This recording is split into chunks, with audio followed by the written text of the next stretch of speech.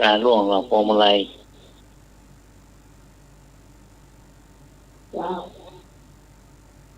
ได้สักคิว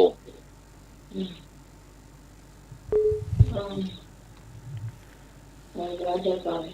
ให้หน่วยได้2 คะแนนอีกะแล้วก็พี่สาวต้องได้1 คะแนนพี่สาวคนจำนวนได้1 คะแนนเจ้าครับต่อไปเป็นธรรมะเจ้าธรรมะนี่กระจายกันสอบเนี่ยวิชาเบญจศีลเบญจธรรมวินัยธรรมศึกษาสันติถามว่าศีลข้อหนึ่งบัญญัติไว้ไม่ให้เบียดเบียนกันในเรื่องใดก่อชีวิตขอทรัพย์สินขอคู่ครองงอคำพูดศีลข้อหนึ่งบัญญัติไว้เพื่อไม่ให้เบียดเบียนกันในเรื่องใดง่ายกล้วยๆเนาะง่ายมากเลยสายทางบ้านสมัยก่อนหน่อยข้อไก่เจ้าขอไข่จ้าสายพร้อมเนาะพี่การจ้าข้อกไก่จ้าจ้าก่อนกระมูลก่อนกระมูลเจ้าที่คอนี่นะข้อไก่นะเจ้าอันนี้ก็ไก่อันนี้แม่ขอไข่ถึงแล้วเลยแม่ข้าวสาลีกัน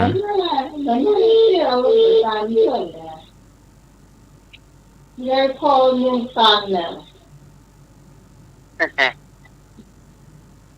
พี่สาวเลยแบบตัน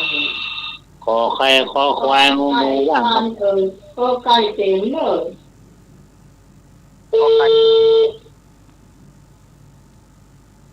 เดี๋ยวแต่นี่คนถ้าเต็มผู้มา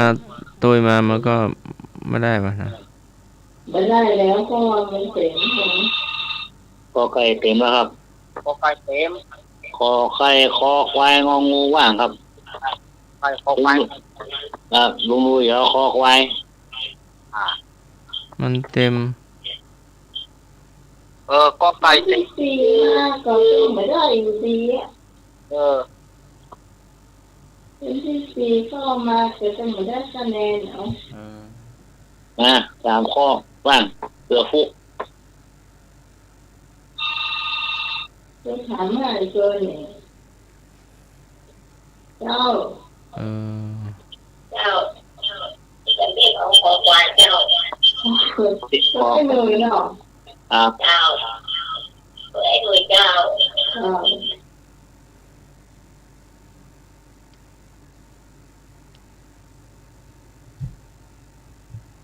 มีเห็นตอนถ้ามันมีก็เดียวอาจารย์นิพนธ์พร้อมเมื่อไป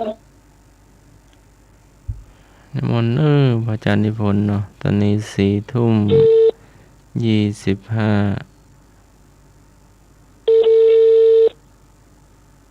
วิชาเบญจศีลเบญจธรรมวินัยธรรมศึกษาสันติถามว่าศีลข้อหนึ่งบัญญัติไว้เพื่อไม่ให้เบียดเบียนกันในเรื่องใดฮัลโหลเจ้าข้ององูนะเจ้าเมียลีนะครับน้องงองูเจ้าแต่เจ้าไม่สมศรีไม่สมศรีลมวัดไฟเห็นเจ้าสีนี้ว่าสีโอ้โทษครับโทษสมศรีฟังอยู่เลยเจ้าเจ้าไม่สมศรีจะต้องโทรไปไงอาจารย์นิพนธ์ทุกคนโทรเข้ามาเองโทรไปแล้วมันมีสายมันจะรู้ก็บอกเอา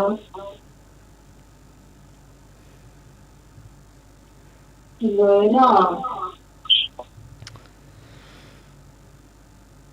ศีลข้อหนึ่งบัญญัติไว้เพื่อไม่ให้เบียดเบียนกันในเรื่องชีวิต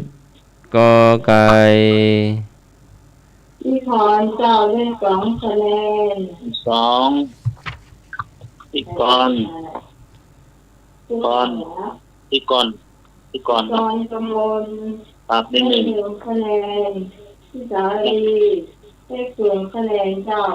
ครับ ข้อต่อไปสานิพนธ์ให้ยินเสียงได้แล้วโทรเข้ามาคนเดียวเด้อข้อต่อไป วิชาเบญจศีลเบญจธรรมวินัย ถามว่า ผู้รักษาอุโบสถศีลย่อมได้รับอานิสงส์อย่างไร ผู้รักษาอุโบสถศีลย่อมได้รับอานิสงส์อย่างไร ก็คือบังเกิดในสวรรค์ ขอมีความสุข ขอปลอดภัยในชีวิต งอถูกทุกข้อ ผู้รักษาอุโบสถศีลย่อมได้รับอานิสงส์อย่างไร ก็บังเกิดในสวรรค์ ขอมีความสุข รักษาหางน้ำใหม่ก่อนเนอะความปลอดภัยในชีวิต งอถูกทุกข้อ เจ้า ผู้ไหนพี่มาตัดห้องรองูแล้วเจ้าง องู เขาเนาะ แล้วหลังหมดเลย เจ้า พี่กรณ์ก็ตอบข้ององูจ้า เนาะ ฟังว่างองู จ้า เจ้าเจ้าร องูนั่ง ไม่บุญ แม่บุญ กันเมาทั้งเลย เห็นแล้วงองูก็ไปโกหกขอไข่ในเล่า ออกไปก็ไหน ขอควายแก่น้ำเหมือง เออ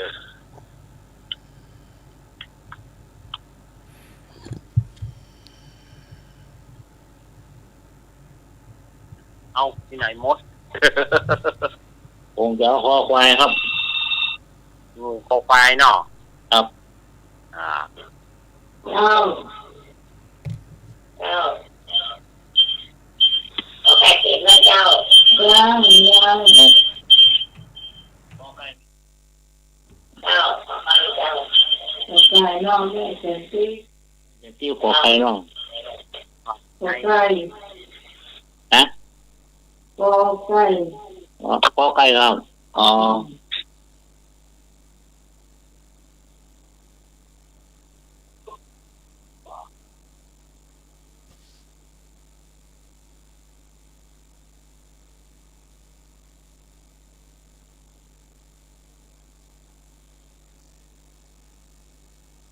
ได้เวลาพอสมควร เจ้า ผู้รักษาอุโบสถศีลย่อมได้รับอานิสงส์อย่างไร ก็บังเกิดในสวรรค์ ขอมีความสุข ผู้รักษาอุโบสถศีลย่อมได้รับอานิสงส์อย่างไร ก็บังเกิดในสวรรค์ ขอมีความสุข ขอปลอดภัยในชีวิต งอถูกทุกข้อ งองู พี่พร ครับ 2 คะแนน ครับผม พี่กรณ์กมล ครับ 1 คะแนน แม่บุญ แม่บุญได้เกินคะแนนเจ้า ครับ พี่พรมาเนาะ มือต่อไป ข้อต่อไปเจ้าแต่ไม่คนมาเนาะนอนโทรไปจะได้ ต่อไป อาสนะเป็นอย่างไร ใครเป็นผู้นั่ง อาสนะ อาสนะเป็นอย่างไร ใครเป็นผู้นั่ง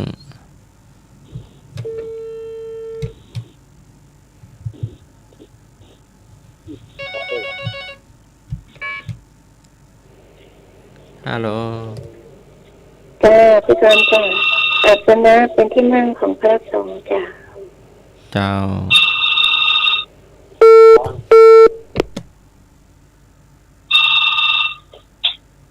เจ้า เจ้า รับสาย คณะคุณน่ะเขาส่งเจ้า แม่บุญ เจ้าแม่บุญ ไม่เป็นที่ เจ้า ไม่เจ็บที่กัน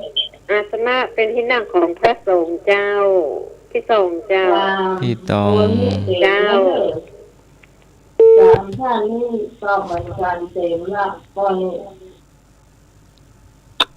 แต่ชนะเป็นที่หน้าของพระสงฆ์นี่นะ เจ้า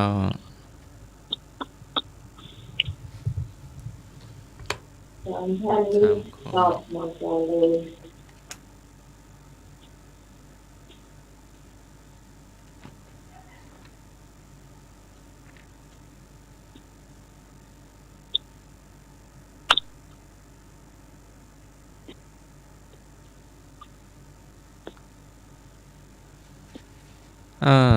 เฉลยถูกต้องอาสนะ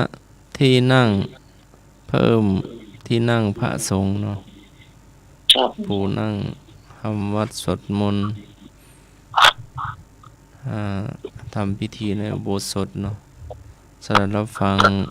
พระปาติโมกข์นั่งให้ศีลให้พรเนาะคำถามต่อไปให้พระอาจารย์นิพนธ์เนาะหรือว่าถามไปก่อนเลย แต่ทุกคนต้องเดี๋ยวมาสอบถามไปก่อนเลย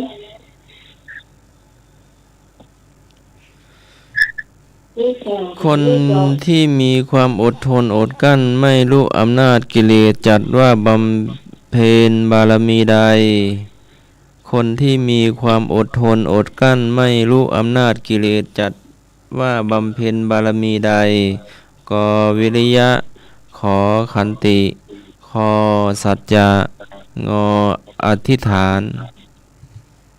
ง่ายเลยสำหรับผู้ที่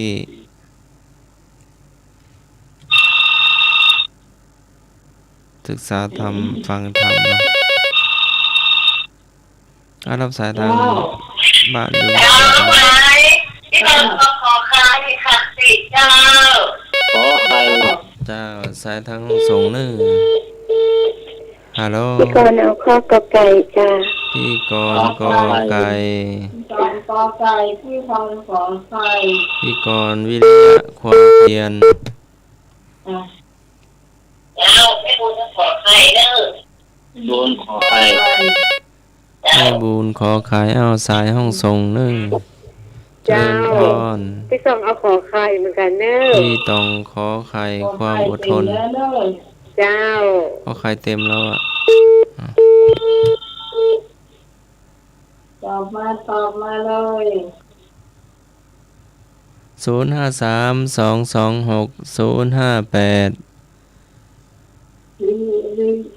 เบอร์บ้านน้ำหมายนี่เบอร์มือถือหรือว่าเบอร์บ้าน อยู่บ้านเกษตร53อ่ะ เบอร์บ้านน้ำหมายนะเสียงกิ้งหรีดมาแล้วเสียงโทรศัพท์มาแล้ว ทีนี้อาจารย์เชื่อมแทรก44โดนแล้ว ขอใครเป็นแล้วเนาะ เจ้า ขอไข่ ยายพรกะ ขอใครหรอ เสียงก็ต้องฟังคำถามไม่แล้ว ผู้มีความอดทนอดกลั้นไม่รู้อำนาจกิเลสจัดว่าบำเพ็ญบารมีใด ผู้มีความอดทนอดกลั้นไม่รู้อำนาจกิเลสจัดว่าบำเพ็ญบารมีใดก่อวิริยะขอขันติขอสัจจะงออธิษฐาน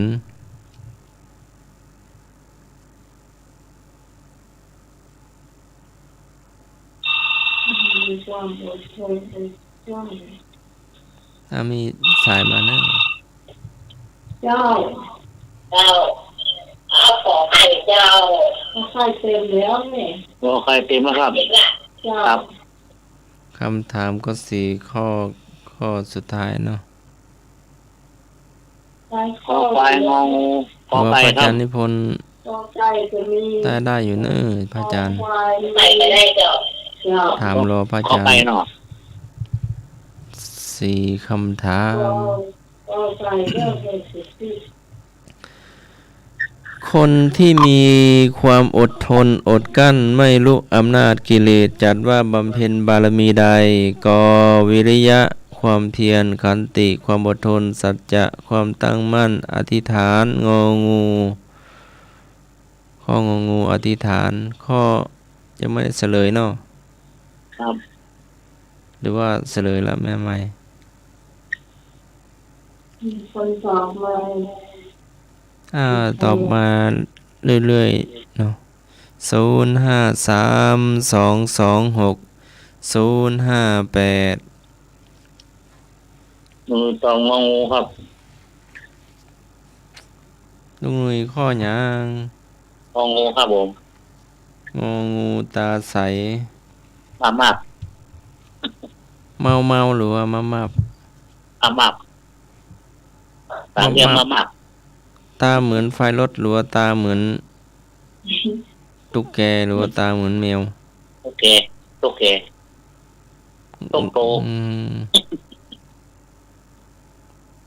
เอา โตโตนะ เอาไฟไปส่องเขาหรือว่ามาตอนกลางวัน มากตอนกลางคืน กลางคืน บางเพลงความเพียรเนี่ย ฮะ บางเพลงความเพียรเนี่ยบางเพลงเนี่ยก็ บำเพ็ญบารมีใดวะคนที่มีความอดทนอดกลั้นไม่รู้อำนาจกิเลสจัดว่าบำเพ็ญบารมีใด กอไก่วิริยะเนาะกอไข่ขันติ คอควายสัจจะงองูอธิษฐาน คอควายสัจจะ ข้อ งองูอธิษฐาน ที่ถูกคือขันติความอดทน ข้อขอไข่ ขอไข่เนาะ ที่พร 2แม่บุญบิดต้องบิดต้องบิดพรแม่บุญบิดต้อง ที่พร ครับ ที่บุญ ครับ ที่สอง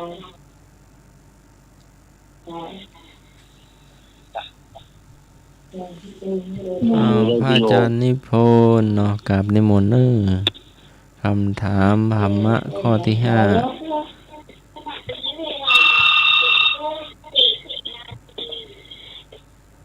เจ้า ไหน เจ้า ต้องเลิกที่ต้องมาก่อนแม่สาม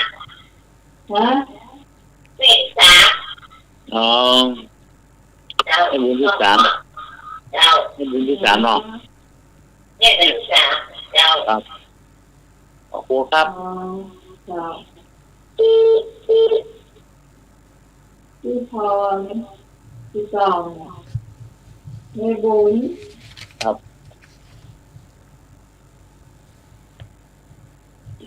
ดีละผู้ช่วยกันเนาะ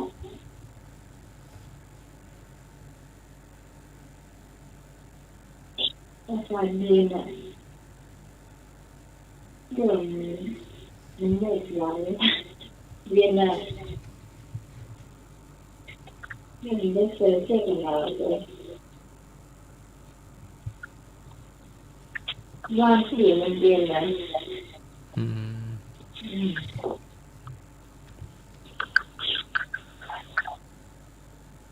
ผมชอบพ่อกันแล้วกัน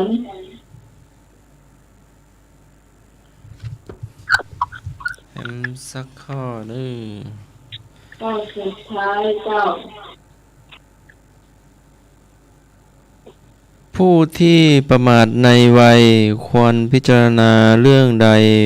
บ่อยๆผู้ที่ประมาทในวัยควรพิจารณาเรื่องใดบ่อยๆก็ความเจ็บป่วยขอความแก่ขอความตายงอความพลัดพรากวิชาธรรมวิจารณ์ธรรมศึกษาชั้นเอกถามว่าผู้ที่ประมาทในวัยควรพิจารณาเรื่องใดบ่อยๆก็ความเจ็บป่วยขอความแก่ขอความตายงอความพลัดพรากรับสายที่มาก่อนโยมที่ สมัยเนาะ ท่านเอกสมเด็จเจ้า จำไว้ที่รถตกควายความตายเจ้า เรา สายที่สอง ผู้เจ้า เจ้าแม่สมศรีตอบคอควายเจ้า เอสมศรีคอควายความตาย เจ้า ประมาทในวัยเนาะวัยสาววัยรุ่นวัย เจ้า ทำงานเนาะวัยเด็กวัยเรียนวัยทำงานวัยครอบครัววัยพักผ่อน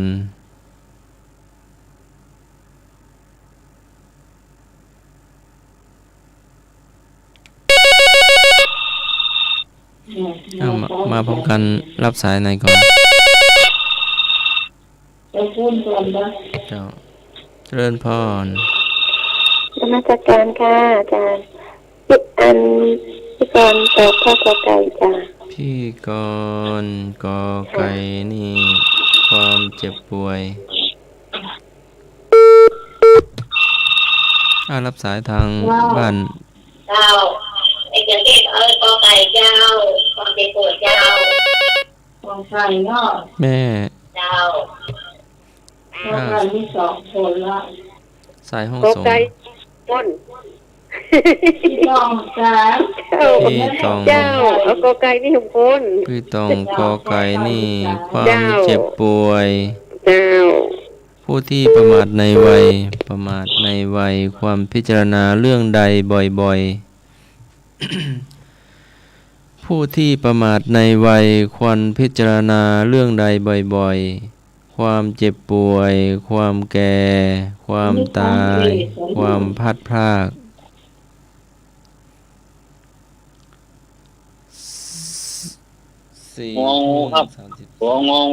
40 กว่า ลุง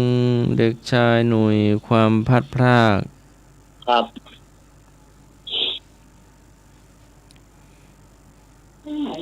ก็น่าตอบ ข้อนี้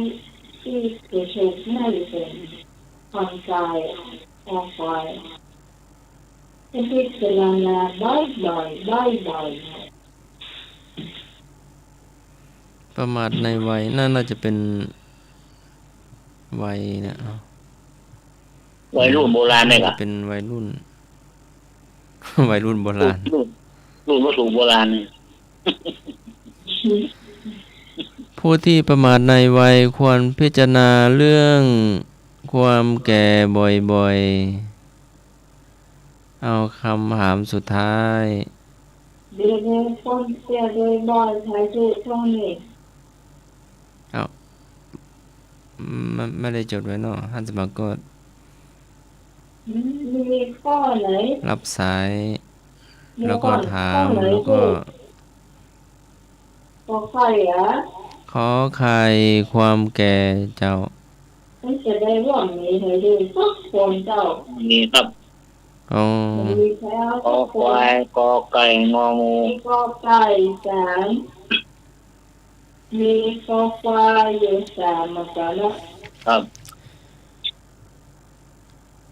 บ่มีไผได้กะ มีสักคนเจ้า คำถามสุดท้ายข้อที่6 ธรรมศึกษาชั้นเอกระดับมัธยมศึกษา ถามว่าผู้ที่ประมาทในชีวิต ควรพิจารณาเรื่องใดบ่อยๆ ก็ความเจ็บป่วย ขอความแก่ ขอความตาย งอความพลัดพราก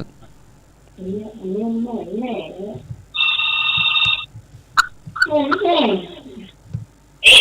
เจ้าลูกเอ๋ยที่รถกอควายความตายเจ้า นี่แม่เรา ไม่นอนเจ้าข้อนี้เจ้า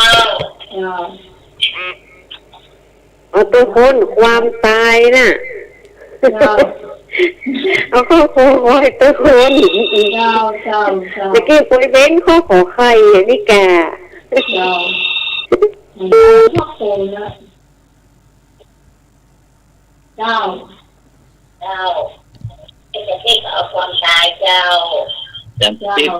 ครับผม เต็มแล้วเด้อคอควาย คอควาย คอควายเต็มแล้วอีกที่มันมีใครโซนคอไฟฟักคนเจ้าเสียชื่อเสีย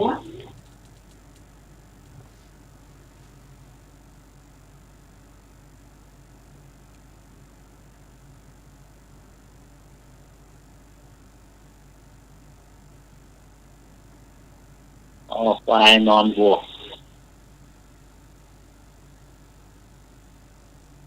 ควายสามล้อ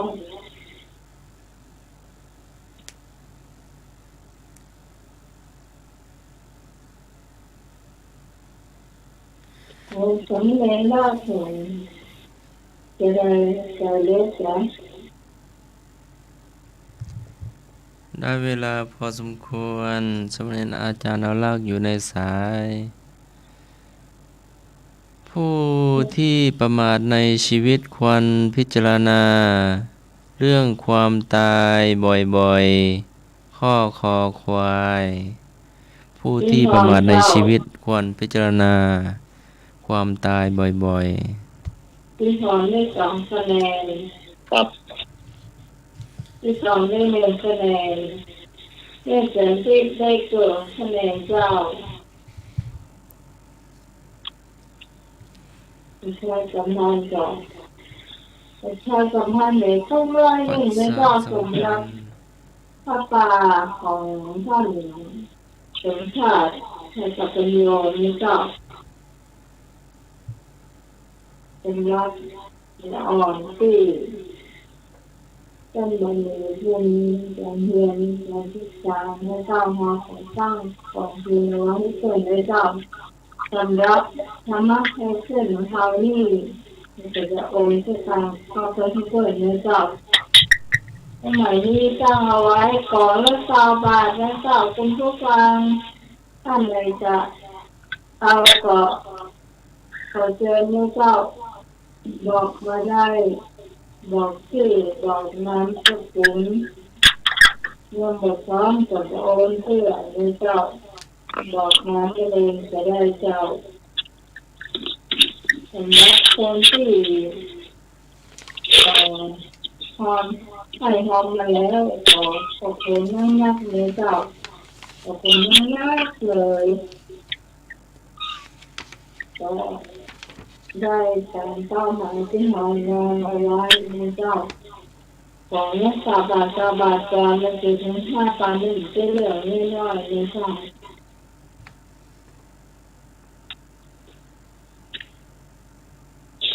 ถ้าให้หมายบางในการดูแลเรื่องใช้สอยคงจะได้ทำมากกว่านี้เลยเจ้า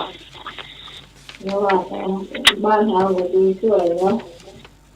ถ้าเกิดจะได้เอาบ้านเราก็ได้สวยอ่ะจะจำเป็นเจ้าเป็นว่ามันมีการหอซึ่งแทนจะยืนขึ้นมาเนาะของจำเป็นเขายืนจำอื่นเนี่ยเนาะสำเนียงเอาลาดเจ้าเหนื่อยได้ อยู่ครับ ประชาสัมพันธ์เนาะเพิ่นน่ะเนาะแม่กลองบาลีสนามหลวงกำหนดสอบบาลีสนามหลวงครั้งที่ 1 ประจำปี 2564 ประโยคเรียนธรรม 1-2 และปท 3-4 ในวันที่ 26 27 28 กุมภาพันธ์ 2565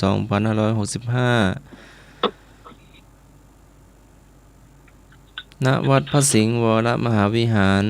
สนามสอบแห่งที่ 1 เริ่มเวลาสอบตั้งแต่เวลา 12 นาฬิกาเป็นต้นไปเนาะก็ไป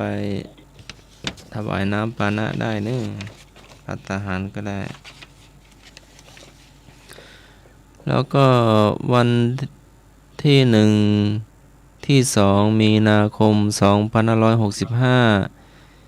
เวทีอบรมการดูแลพระสงฆ์แบบองค์รวมโดยพระอาสาสมัครส่งเสริมสุขภาพประจำวัดพระอสวเทศบาลนครเชียงใหม่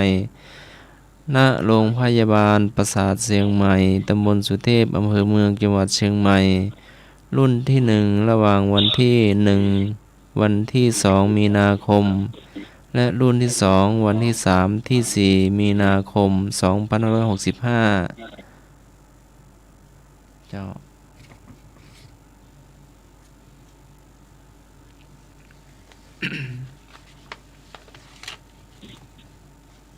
ต่อไปที่อาจารย์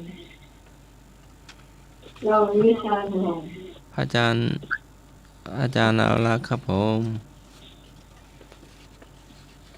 ช่วงเรานิทานนะเนอะ วัดมาเจอเพื่อน ฮะ ดูซะอยู่ในสายครับ เจ้า รู้แล้วกันไหนรู้ตัว ตัวอัน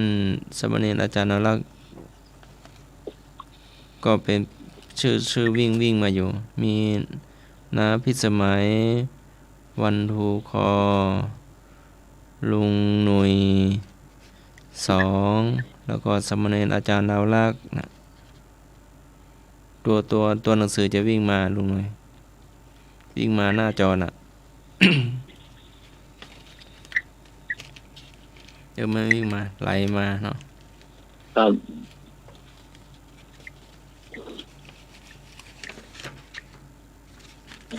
ต้นแดงหรือเรื่องของเรา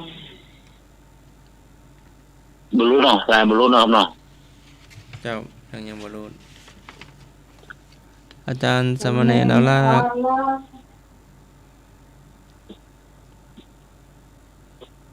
เป็นเสียงก่อน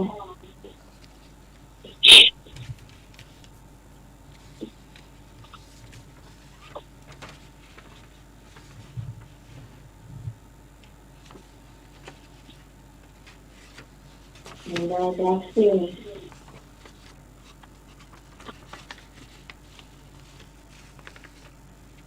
ให้สมัครลอง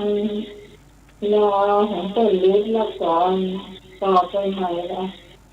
ก็โทรไปใหม่เนาะ ครับ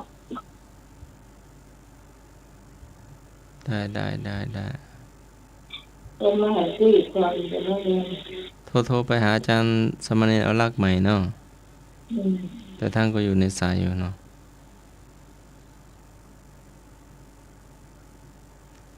ช่วงนี้ก็กำลังย้ำอาจารย์สมณีเอาลักษณ์เนาะช่วงเล่านิทานเนาะ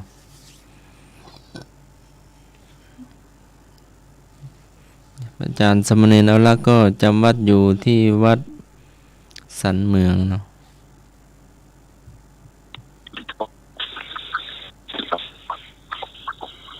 ฮัลโหล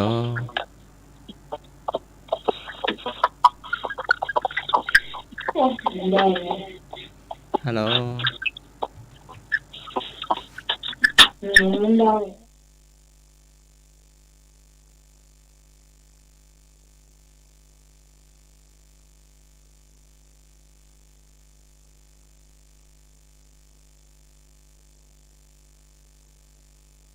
อันนี้ก็กำลังติดต่ออาจารย์สมณีดาวลักษณ์เนาะแล้วก็โยมพิสมัยเนาะโยมพิสมัยลุงหนุยเนาะโยมพิสมัยลุงหนุยอาจารย์สมณีดาวลักษณ์เนาะ ไม่นานข้อมูลก็ยังน่าจะทำงานอยู่เนาะน่าจะทำงานอยู่ เรา กำลังนิมนต์สมณีอาจารย์ดาวลักษณ์เนาะลุงหนุยเนาะ ตอนนี้อยู่หน้าไม้ละเด้อ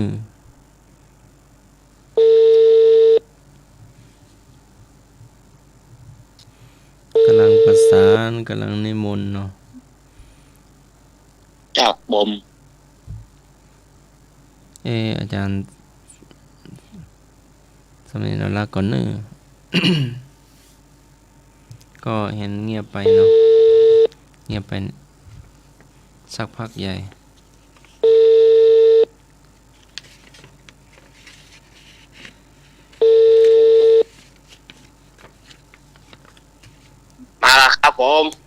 ครับผม มาแล้ว ถึงเวลาแล้วมันหลุดไปดูเหมือนนะครับ ขออภัยทีละเพื่อไม่ให้เกิดการเสียเวลาเวลามันก็ดึกไปแล้วเนาะวันนี้อาตมาภาพจะได้นำเอาชาดกทานวันนี้ก็จะเอาเรื่องของจ่าฝูงห่วงตำแหน่งนี่จะเอาเรื่องจ่าฝูงห่วงตำแหน่งว่าเป็นจะได้สถานญาติโยมก็อันนี้เป็นชาดกนิทานชาดกร้อยจัด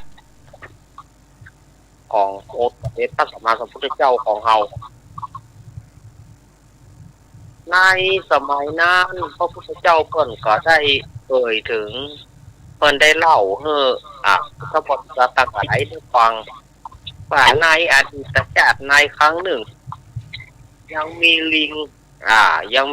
ตัวหนึ่งเป็นจ่าฝูงของลิงป่าแต่ว่าลิงตัวนี้มักจะอยากผู้ไผ่มาลู่อยากเจอไผ่มาเอาตำแหน่งจ่าฝูงไปหัวว่าถ้ามีลูกเป็นตัวผู้ลูกจะมาลูกเอาตำแหน่งไปฉะนั้นเมื่อลิงเกิดมาถ้าเป็นตัวผู้ก็จะฆ่าเพราะว่าหัวลูกจะมาลูกเอาตำแหน่งจ่าฝูงเนี่ยถ้าลูกลิงตัวผู้ก็จะฆ่าถ้าลูกลิงตัวแม่ก็จะเลี้ยงเอาไว้ก็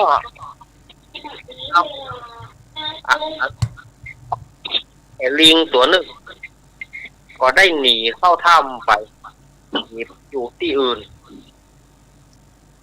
เมื่อเกิดแล้วก็ปรากฏว่าเกิดเป็นลิงโพธิสัตว์ก็บอกว่าพอใหญ่มาเนี่ยถามว่าเพิ่นมีพ่อมีแม่แล้วเฮามีอย่างแม่พ่อมีไหนแม่ลิงก็อู้ให้ฟังเมื่อแม่ลิงอู้ให้ฟังส่วนลิงโพธิสัตว์นี่ค่ะแม่ผมจะไปหาพ่อเองผมจะไปหาพ่อขอได้ปะหน้าพ่อก็ดีละแล้วก็ลิงโพธิสัตว์นี่ก็เดินทางไปหาลิงจ่าฝูงก็ถามไปว่าพ่อมีไหนพ่อผู้ใจให้มีไหนนี่อย่างถึงต้องฆ่าลูกที่เป็นตัวผู้ส่วนพ่อลิงนี่ก็เป็นไผ่นี่มาถามเฮานี่ไปถามมาเขาเผยว่าเป็นลูกของตัวเก่าก็ทำความโกรธแค้นเนื้อกับจ่าฝูงลิงนี้เขามันยังหลงเหลืออยู่กะถ้าเกิดจะฆ่าก็จะฆ่าด้วยวิธีใดเอกะเนาะก็เลยแต่งดีว่าลูกป่อนี่นะเปรียบว่าลูกป่อยังมีชีวิตอยู่เนาะแต่งไปมาเราเพื่อหาอุบายจะฆ่าเมื่อได้โอกาสก็เข้ากอดไว้กอดแล้วก็ฮัดไว้แน่นคือว่าจะฮัดถึงมันตายจะกอดฮัดถึงมันตายเอกอะแต่ว่าบอกฮู้ตัวเก่าว่าตัวเท่าละลูกป่อมาได้ปะลูกมาเป็นเวลาตะอันเอกอะกอดเข้ากับพญาส่วนลิงน้อยลิงโพธิสัตว์นี่หูแล้วนี่ป่อนี่ฮัดหมายจะฆ่าเขาแกก็เลยกอดตอบแหละฮัดตอบว่าลูกก็คือป่อเหมือนกันก็ฮัดเข้ากับกระดูกล่างพระธาตุลาดเนี่ยวันนี้กระเท่า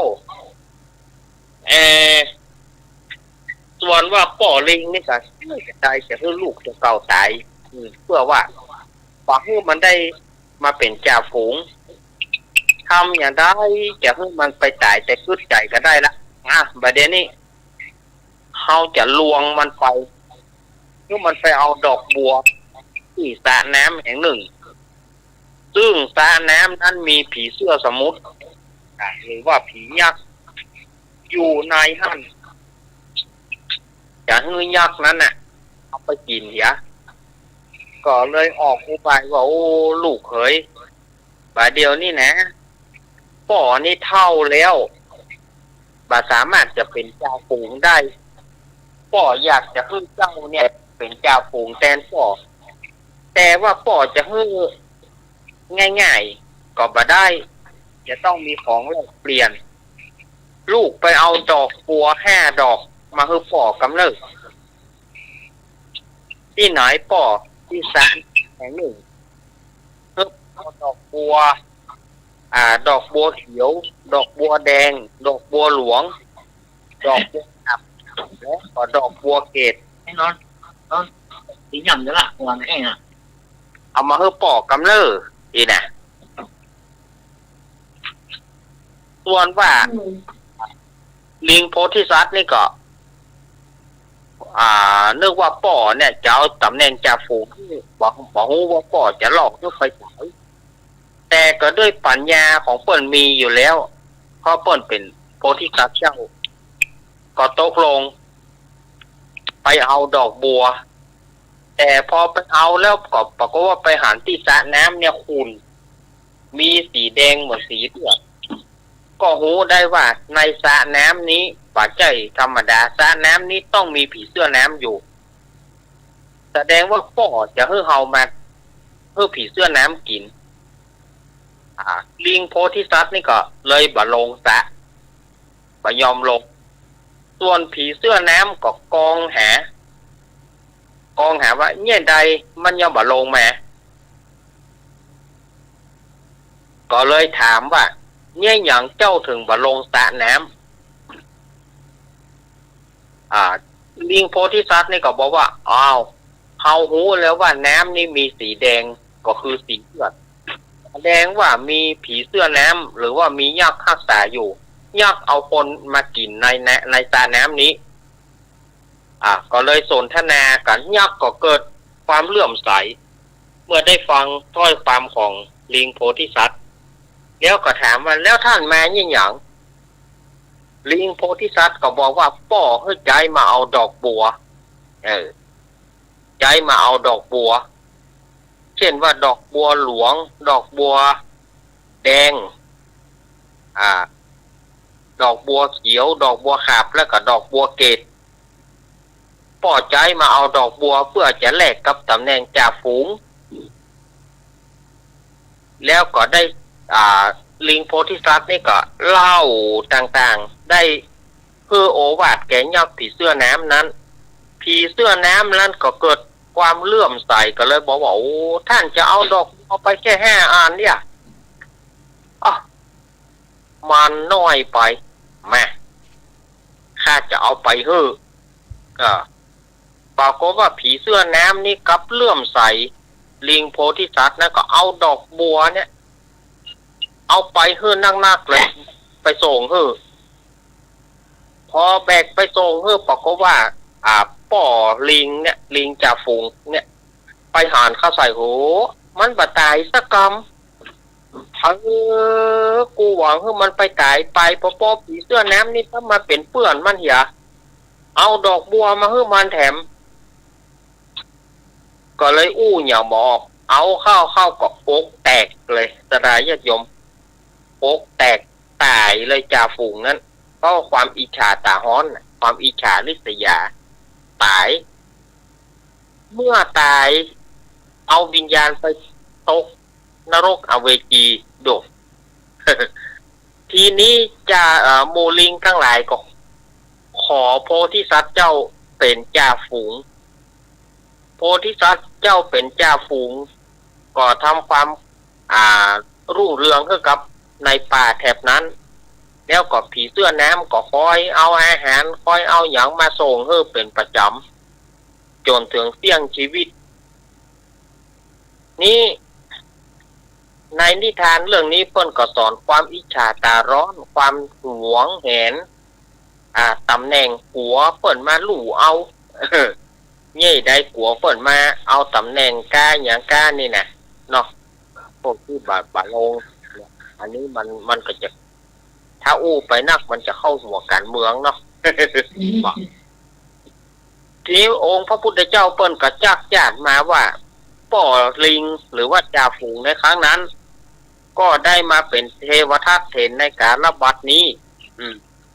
ส่วนผีเสื้อแน้มก็หากได้มาเป็นพระอานนท์เถระในการระบัดนี้ส่วนว่าลิงโพธิสัตว์ก็คือตัวเราตถาคตในการระบัดนี้ เมื่อจบชาดกนิทานนี้บริษัททั้งหลายก็คือพุทธบริษัททั้งหลายมีภิกษุภิกษุณีอุบาสกอุบาสิกาก็ได้ถึงธรรมวิเศษมีประเทศว่าโสดาสกิทาคาอนาคาอรหันต์ตามบุญสมปานอันเขาได้กระทำในการระบัดนี้ก็จบชาดกนิทานไว้เพียงเท่านี้ขอเจริญพร ในทางนี้จะความคิดสนใจได้ดีเนอะวิชาความร้อนเป็นดีนะวิชาแม่ใจลูกตัวเก่า ครับ อันนี้มันจะว่าไปแล้วมันก็คล้ายๆควายหรอคล้ายๆไฟควายทรพีอยู่ในถ้ำท่อนละปีนะแม่นคล้ายๆกันเนื้อความคล้ายๆกันมีความคล้ายๆกันแต่ว่าถ้าเป็นมาไม่มีเพชรต่างๆนะครับแต่นี่มันใช้วิธีกอดใช้วิธี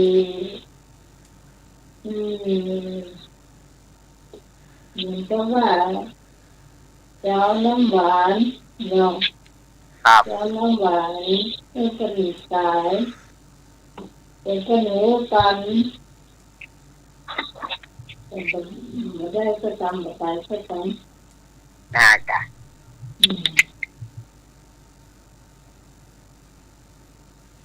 อำนาจต่อไปนะลงอำนาจลงรถลงในหรอกหัวมันไม่ได้ยินหรอกหัวลูกแล้วเขาหรอกน่าจะเพราะว่าถ้าตัวเขาได้จ่าฝูงก็คือถ้าลิงตัวใดเป็นตัวแม่ก็ลวดเอาเป็นเมียฮะนะตัวแรกเป็นตัวปูก็คือฆ่าเหี้ยดูมันคือตัวเขาไอ้เข้าทั้งแง่มันคือหรอกเอาปากคืออะดูนกสุกเสริญลื่นเริงไป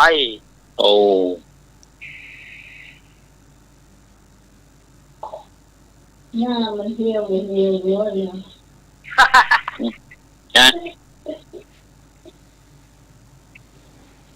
นี่มันเหี่ยวเพราะว่าออกหัวมันกินกล้วยป่ากำลังมันแบบโตโกรธมันกินกล้วยป่ากำลังมันแบบโตโกรธมันบอกหูตุบโดน้ำผึ้งกันเนาะมีอยู่หมดขึ้นเนาะเท่าทั้งแง่บ่เท่าขึ้นมาเยอะยังเต่าเนาะได้หรอคนเท่าเนี่ยหรอเดี๋ยวมันจะหมดขึ้นว่ามันเท่าหรอเนาะยังเต่าเลยตัวเท่าเป็นสีตายแน่นอนนะเป็นละอ่อนอยู่เนี่ยนี่จักดอกเท่าเพราะว่าเท่าโคตรมาโคนี่โคตรเท่าโคนี่โคตรเดี๋ยวมันทันสมัยหรอเดี๋ยวเนาะเดี๋ยวทันสมัยแต่ก่อนไม่เอาหันอายุ50ก็หนุ่มผ้าสิ้นนะเดี๋ยวนั่นจะใส่เนื้อผ้าสิ้นนะใส่ละใส่สิ้นไว้ไปลูกจ้างหม้ออย่างมันมีต้นแล้วไปว่าไปมาใส่เกลียวขาวเลยแค่นั้นมีคติเนาะกับโบราณมีคติหรอเดี๋ยวว่าคติก็ไม่ใช่ มันลุกง่ายหนังง่ายสบาย อืม อืม นี่มันแปลงขนมมาหรือว่าไม่ได้แปลงขนมกัน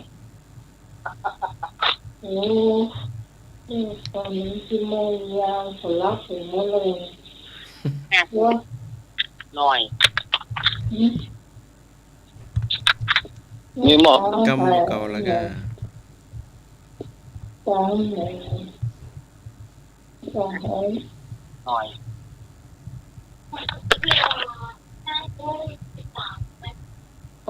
มีเวลาอยู่เนาะพี่พรรับหรือยัง ในบูมเหรอในบูมไม่แปลงขนม เรียบร้อยแล้ว หายไปเมินนี่หนอ ครับได้กินขนมชอบเสาอ่ะ รู้มา เต้แกะมากันพ่องล็อก ก็ต้องเด็กได้กิน ขนมจานนะ จริงๆก็หนึ่งจะมีลำเลย ได้หรอกลัวมันเสี่ยงอ่ะหรือเปล่าจานอ่ะ หนึ่งหน้าไม่ก็ลำเนาะ ก่อนนี้มันน้อยอะไรกี่ก็เข้าหรอกขนมจานเนี่ย เจ้า จะรู้ไหม เจ้า ที่เพื่อนมากินขนมกันแล้วอีก โอ้ เลยว่าทายราชการวันนี้มีเวลาอยู่กับเจ้า มีเวลาอยู่เจ้า วันนี้จะมากินข้าวทิมกรอบเนาะรู้ไหมเนาะ โอ้ขอด ก็ อร่อยมากวันนี้เป็นช่วงหน้าหนาวเนาะเป็นมันละเวกอ่ะ โอ้ เที่ยวกินแต่น่าขนาดเลยมาทานข้าวทิมกรอบนี่สุดยอดเลยจ้ะ หน่วยดำๆห้องหน่วยอ่ะที่มันขอบอ่ะ เที่ยวของเลยนะเจ้ารู้ไหมเนาะเอามาละเวกมากิโลนึงพอเปลือกทั้งที่มันก็ท้องอย่างนั้นรู้ไหม เกี่ยวแล้ว นั่นอ่ะมันจางเลยอ่ะ โอ้ ท้องมันจาง มันลา หน่วยดำๆนะห้องหน่วยอ่ะหน่วยดำๆที่กรอบๆอ่ะมันห้องหน่วยอ่ะที่กรอบๆเปลือกอ่ะ ต้องเที่ยวนะจ๊ะ จ้ะ ใช่ แล้วก็เปิดออกจะเป็นเหลืองขาวๆเนาะมันเป็นสี่เหลี่ยมลูกเต่ามันจะน้อยๆเนาะก็เป็นสักทีเนี้ยนะเราบอกนะประมาณนั้นจ้ะ จ้ะ สี่เหลี่ยมลูกเต่าเอามันละแวกนี่เอามาแค่เดี๋ยวมูบายสีแดงก็เจ้าแค่ทำสี่เหลี่ยมลูกเต่าน้อยๆนะเอามาแค่เดี๋ยวมูบายสีแดงแค่ประมาณครึ่งชั่วโมงมาเกิดสีแดงมันก็ซึมเข้าไปในเนื้อมันละแวกแล้ว จ้ะ แล้วจะมันแค่แล้วมันก็เพียงเส้นมันเจ้าเส้นมันเป็นถุงเทใส่ถาดเลยเจ้า จ้ะ เทใส่ถาดแล้วเอาของมันละแวกที่เขาแช่เกี่ยวบุบอยแล้วนะมันคลุกเขากินกับมันเต้นมันไว้พักไว้ จ้ะ มันยัดกันเป็นลอยๆนะเจ้า จ้ะ แล้วก็เตรียมน้ำนะหรือหม้อใส่น้ำตั้งไฟให้เดือดเลยนะเจ้า จ้ะ แล้วเราก็ตั้งน้ำตั้งไฟให้เดือดแล้วก็เอากระมังใส่น้ำเย็นไว้เดือดแค่กระมังหนึ่งนะเจ้าเราก็เอากระเวกที่คลุกข้าวกับแป้งมาด้วยนะน้ำเดือดแล้วเอาก็ลงลวกเลยนะเจ้า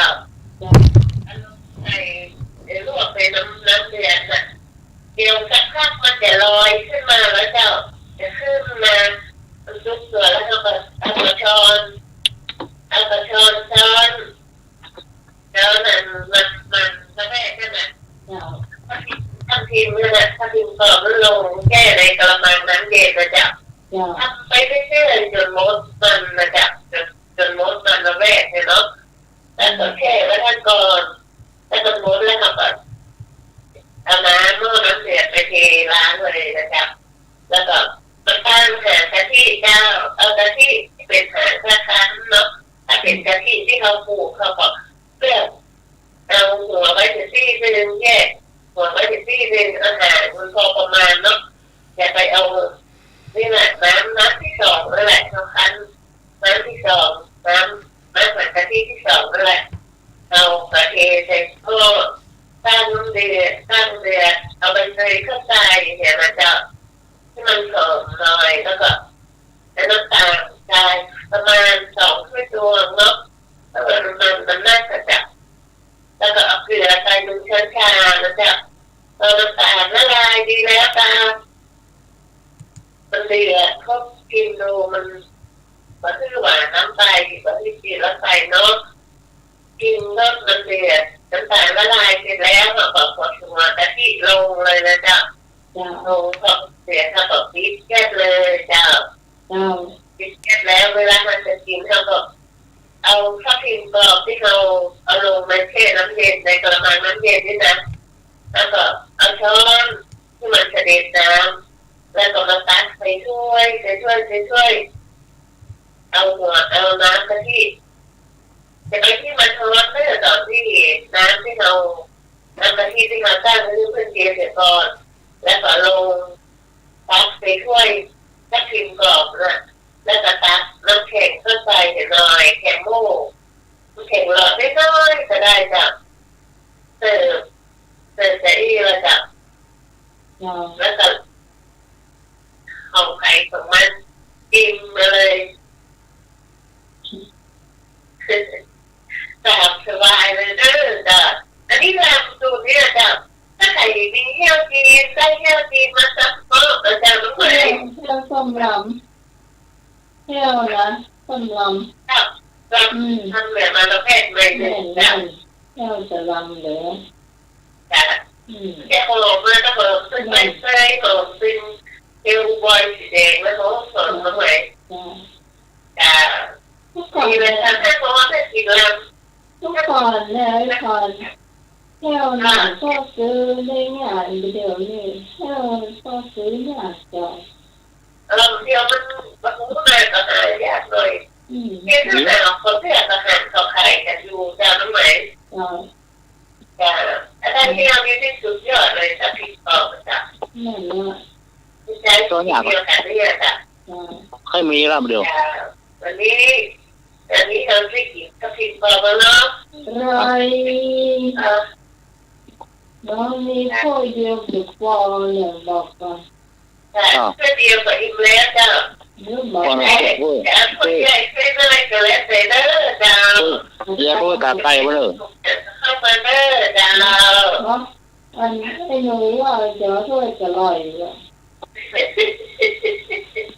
อันนั้นจะต้องอินดีกับเจ้าล่างไปผูล่างไปผูพาเหมือนกันผูพามหินน้ำเดินต้องแจกคนใกล้ตัวพี่เหมือนกันสมัยก่อนก็น้อยเดียวใหญ่ตัววันขึ้นมาแกไม่ได้ที่กินก็เอาจนว่าช่วยมาเจอแต่ได้พี่ฮอนว่าเป็นหน้างานพี่พอเป็นนั่งสูงวัดไปหิงว่ามาควบหมู่สวัสดีเจ้าหน้าปากกันใหม่เนาะจะฟังดูฟังอยู่นะเจ้าสวัสดีเจ้าครับดีครับบุญล้อมบุญจะทำขนมยังแม่บุญแม่บุญไม่อย่างพ่อบอกมาดีครับมาเนื้อแม่บุญถ้ายังบ่รับกับมาเนื้อมาอุ้มกันแล้วถ้ากินกรอบเป็นไงต่อนะบัวลอยไข่หวานเนาะก็บัวลอยไข่หวานก็ว่าอยู่บัวลอยไข่หวานนะที่เป็นโนยนะอุ้มลุงบัวลอยครับมงลุงมีลูกกี้น้อยนะมันต้องเหมือนลำเสาถ้าถึงเป็นกรอบมันจะลำกว่าเยอะบัวลอยไข่หวานนะไข่ตอนนั้นหมายจะไปฟังซื้อ ร้านหนึ่งที่เป็นคนทำทับเหมาจะเข้าเนี่ยใส่บทใส่นักแข่งเต็กเนาะข้าพิมพ์พร้อมเนาะแต่พอมาใส่เดียวกันบางคนก็ใส่นมเลยนะนมข้นเนี่ยเนาะ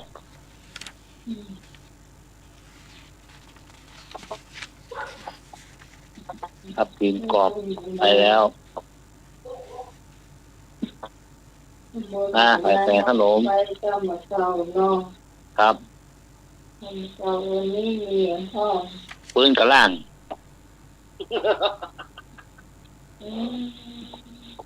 โอ้โหเคยได้ยินคำเนื้อนะรอมุจากาปืนกระล่าง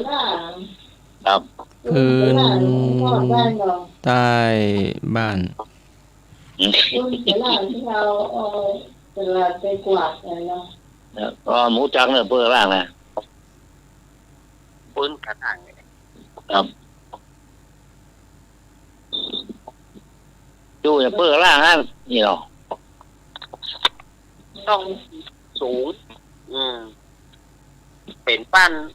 านไม้จริงๆบ้านไม้ถึงใต้ถุนไม่ค่อยดีเลยครับคนท้องวัดใต้ถุนสูงหัวอยู่เพื่อกระล่างเลยของล่างมีอย่างเอาไปกินหัวลูกถ้ามีตังเห็นสักอันเนี่ยเนาะครับแค่อะไรครับนั่งโอ้เพื่อเอาครับเพื่อไม้นั่นหรอไม้ยังฝากนะยังฝากนะก็เอานั่งมานอนนะเดือดเจืออะไรนั่งกินส้มกันนะวันนี้ครับกินข้าวมาตอนนี้ล่ะเบื่อละล่ะแน่นี่ครับส้มกาเนาะเนี่ยวันนี้จะก็ปล่อยเลยนี่แม่ที่เรียนทำน้ำพริกบะหมี่เนาะปวดหน่อยโอ้หรือว่าถ้าอยากกินว่าถ้าอยากกินที่หัวหม้อเนาะแม่ตีตามหัวหม้อมือที่มือเรียบร้อยแล้วไปยืดต่อบะพายไปพ่อหน่วยใหญ่อะไรเด็กมาเป็นสีสายด้วยเรียนไปจ้าไปเที่ยงมาเลยน้ำมันซ้ำแหนมรถดี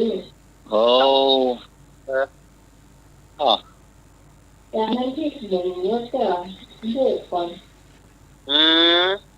ได้เดียวอยู่กี่ข้าวสลีกี่ข้าวสลีน้ำพริกประทานนะ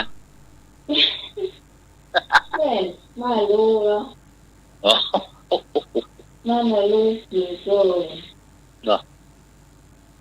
วันนี้ครบละเอ้ยครบเครื่องตอนที่หลังบ้านนะกระล่ำเขาเกิดหลังบ้านเนี่ยกระล่ำหัวนั่นแค่ตัวนี้เนาะโอ้ซอยนะซอยบางนะไข่ใส่5 แก่นนะมูน2 มัด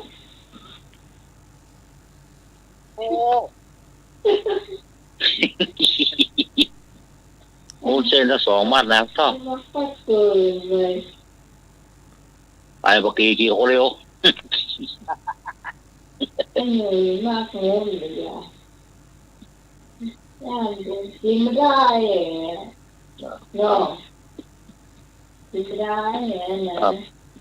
เขาอุ่นสักปั่นโอ้โหถวายแว่นเพื่อล่างนะต่อกดถวายแว่นล่างครับต่อบรรยากาศเก่าๆนี่มันม่วนไงครับแต่โคตรให้สมวนกับพ่อต่อ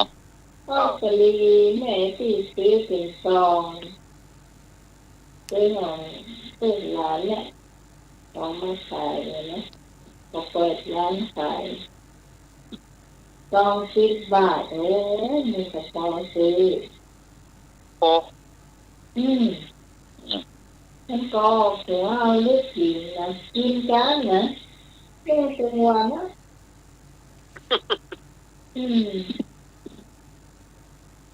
เป็นวัน อยู่นี่จะเข้าลำเลยกันที่กองละมนมีอ่ะ หัวไม่โตไม่ ส่วนที่กองละมนแล้วมีขนมในห้อง เนาะ ว่าที่กองกวนทำขนมได้ห้อง เอามาเหยียบกันมาอู้กันม่วนดี จอยหรอเนาะแม่สมศรีรู้วัดเนาะ ท่องลายนะแม่สมหางดงเนอะหายนั่นแหละ ไปจัดตีบวะมีขนมพ่องก็บอกข้ามนมบอกเก้า แม่จันตีบ ต้นบักเก่านี่น่าจะเป็นเครื่องแจ้ง ยายพรถ้าบัตรรับเลือกอะมา อย่าพอแปลงขนม เนาะยายพร เพลงแกพรเพลงแน่หรือเนี่ย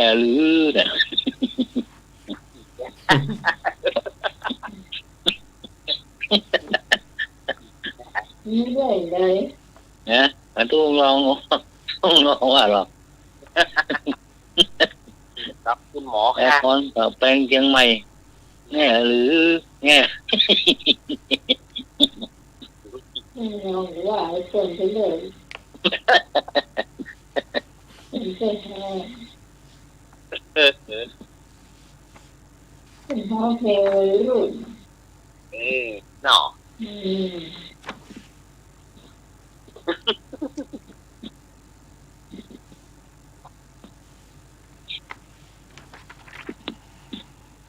อย่างมาแล้ว กำบ่เก่าเมื่อเจ้าบ่ดีย่างเฮือนแหงเมื่อแรงบ่ดีย่างเฮือนดัง ไม่เจ้าปฏิญาณวันแรงก็คือคนเฒ่าคนรับคนนอนคนดูคนดมเสื้อก็อย่างแต่ก่อนบ้านทำถึงบ้านป่าเนี่ยนอน แม่น ก็อย่างเอาก็อย่างดังเป็นดังเนาะ มันสนานหัวคนเฒ่าคนแก่ เล่น สนานหัวพ่อแม่มาได้รับได้เนาะผม ตามก็เรียนอย่างบางคนก็เรียนยอง ยองอ่านเฮือนฝากนี่นะ รู้จักคำว่ายองของท่านสมัคร ผีกองกอยย่องมา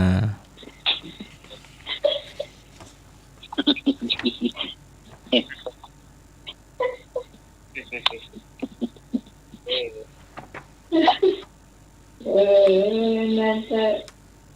คำว่ายองนี่นะ จ้อง ย่องก็ยังแย่ยังย่องอ่ะ นะ ยังแย่ก็ย่องอ่ะ ใหญ่ หน้าโคตรอยาก ยองมันก็เตียวอ่ะ กับ เดียว อย่างเยอะมันอยู่ที่เก่าแล้วก่อนเอานิ้วปีนเขาอย่างเยอะขึ้นไปยืดอะไรสักอย่างเลยอย่าง สัน ช่วยยังแย่เตียวอกด้วยเนาะ เลี้ยง เที่ย ไข่ วก็จะได้แต่ว่าจะได้หลายก้าวก็ได้หมดเต่า เต่า แต่มึงย่ำท่านนี่ยังแย่เตียวมึงย่ำเขาบอกไปจ้างไปที่ไหนอ่ะอ๋อเจะลงกันละลงเนี่ยไปมึงย่ำจะขี้หมาอ่ะถูกไหมเด้ออ่ะ ก็ไม่อันนั้นก็จะไปสังเกตแล้ว ยังแย่ไปหาน้ำบอกมันหรอ พุ่นเนาะปล่อย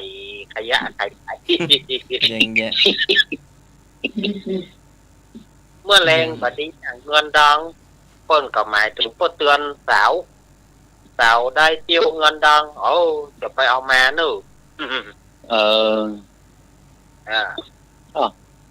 สาวได้เที่ยวเงินดังเงินนี่ ไปเอาแม่ถูกแม่เตอะคนเท่าคนว่าให้หรอ ครับ ไปเอามาเป็นเชื้อเนอะแบบ ละคือเรื่องเอาหน้าลงตรงไหนเนาะ เที่ยวเพื่อนบอกเป็นระเบียบไปเอามาเนอะเนี่ยคนสมัยก่อนจะเตือนลูกไฟลูกไฟที่มีพ่อเป็ดพ่อไม่ยิงเป็ดพ่อสาวก็ปัจจัยย่อยสอนแถมตอนเนาะ สอนอันคนใดอย่างอันอย่างอีครับ ไปเอาเนอะ แล้วทำไมเนาะ มันไปสืบประวัติก็หรอกแต่ก่อนสืบประวัติว่าหัวมันเป็นอย่างนั้นอย่างนี้สืบประวัติดูคนประเดียวมันต้องสืบละครับเพิ่งใจก็เนี่ยเพิ่งใจก็มาอยู่กันครับคนสมัยก่อนจะเอาไปเอาเขยมันแบบใจย่อยโอ้เป็นปีวะเนาะหลายปีเนาะอาจารย์เนาะโอ้บางคนพอจะได้กันน่ะถ้ามาได้เตื้อก็มีว่าคอยอู้ไปพิษหูไปพิษหูกันกำเดียวมาได้จากที่อู้กับเป็นหลายปีก็สลายไปครับ มันมีต่องานวิวาได้เนาะดูช้างให้ดูหางดูนางให้ดูที่แผลลูกในสมัยก่อนมันจะหายากแต่ถ้าได้ไปแล้วอยู่กันไปแล้วเปิดกับเนี่ยพ่อแม่สอนไว้อย่างนี้อันนี้มันเหลือกรรมพอได้กันไปแล้วมันบาดตามเป้าประสงค์นั่นนะบอกเพื่อแล้วบอกฟังมันจะเป็นแบบอย่างนี้นะสมัยก่อนๆนี่นะแต่สมัยปัจจุบันโอ้บ่ต้องเปิงใจบ่เปิงใจก็ไปยาวสั้นบูเนาะเบาตอนนี้ยาวเลยหรอต้องเขาโบกมาที่ฟูน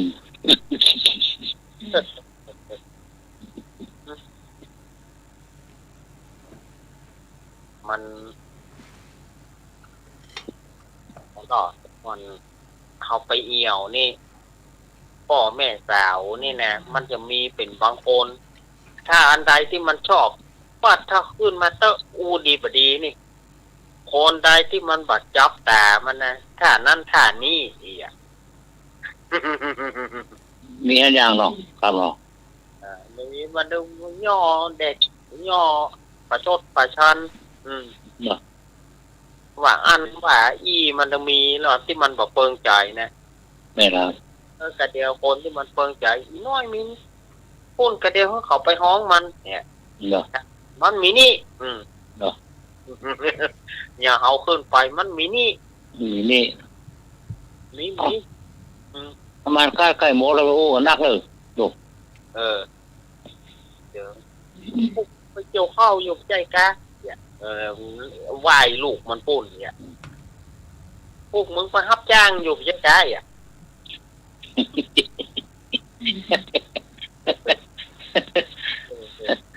ลมปัดปิวไว้เป็นว่าโกมวะ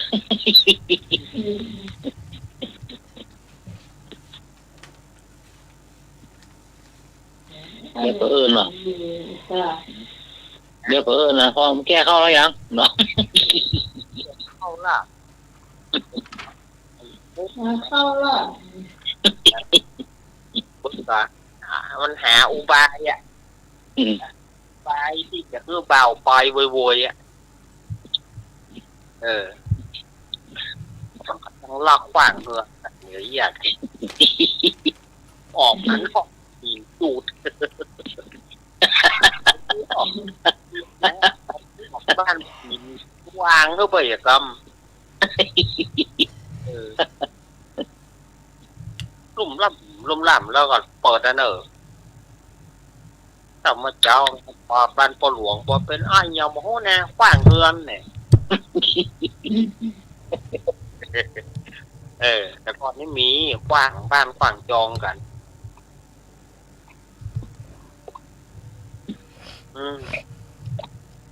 มันนี่มันมีแม่ที่เล่าให้ฟังเนาะสมัยก่อนก็สี่เป็นดาวแล้วทีนี้ต้นเตะแนวต้นเตะแนวแม่ไปไหนแม่เดี๋ยวไปก็สี่มันไปโดยเรื่องได้ไปแนวไปต้นเลยค่ะเขาได้เสืออ่อนอยู่ยายเงาเนี่ยก็เป็นสาวคนงามว่ะเป็นพี่ของแม่นะเป็นงามสาวแล้วเนี่ยเป็นเรื่องข้าวสลีที่ว่าเอาไว้ขายนะไม่ใช่ก็เป็นที่สี่ตาแต่ลูกมันเลี้ยงไปทาแต่ถ้าเขาไม่ก็กินดีแต่กินทุกคนกินเที่ยวหมด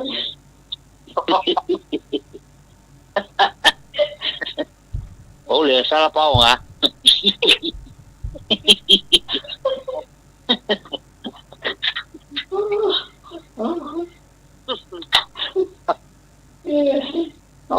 ก็รับเปล่า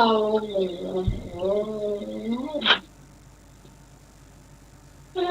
ร้านหมูเลยโยกเป็นถาดโลกท่อโยกมาสู่เป็นถาดเลยนะ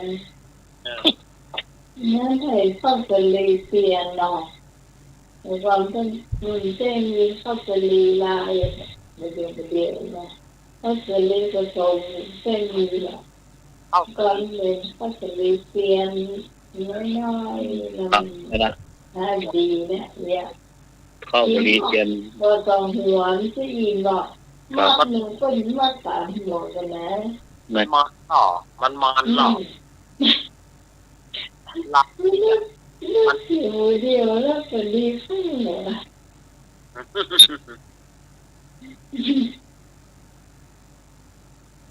ทุกคน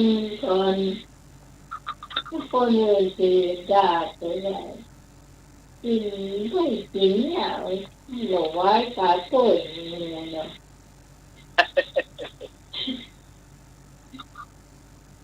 นี่ว่าใหญ่กว่า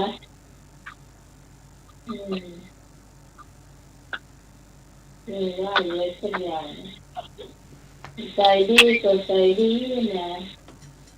มันมีหั่นหมดอ่ะสมัยก่อนกินแล้วเกณฑ์เหี่ยวเบ้อแกก็อยู่ในท่าเก็บก่อนทุ่งรับเหลือไปนี่มาสุกเอาแต่มีสุกแต่มีแต่ไม้นะหรอสุกตำลืบอันลืบปากกานี่ครับเป็นหูก็เสาน้อยเบียมาสุกกันหรอสุกงามหูเสาขนาดครับโอ้โยกไปเป็นหาดเลยนะเปิงวันเดียวละเดือดนะจ้ะเดือดคนยกมาสู้เป็นชาติยกมาสู้เป็นชาติโอ้ยแต่ก่อนนั่นดึงคำหวานอย่างดีๆหน่อยมันยกมาสู่กับกินหรอครับไม่ละคนที่ให้กันเลยเนาะคนสมัยก่อนถ้าวันก่อนเนี่ยแต่กว้างหรอวันหอวันดาก็ม่วนเอาไปเยี่ยวม่วนเอาเจอขนมมาสู้กับกินครับขนมเนี่ยแล้วใหม่นะขนมเนี่ยแล้วใหม่พิมพ์มั้งไปได้พ่อเนี่ยก่อนเนาะสีมือกันมันเป็นน้ำอ้อยนะมันถ้าจะเบาหวานพอมันเป็นน้ำอ้อยมันเบาหวานจะได้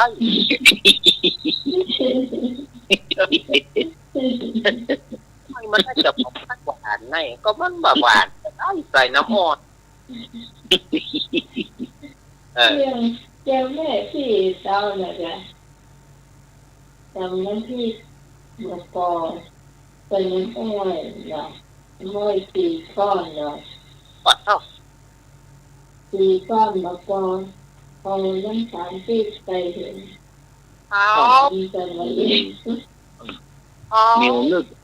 นึกอะนะเนาะ ประมาณ40ไม่ยังถึงว่า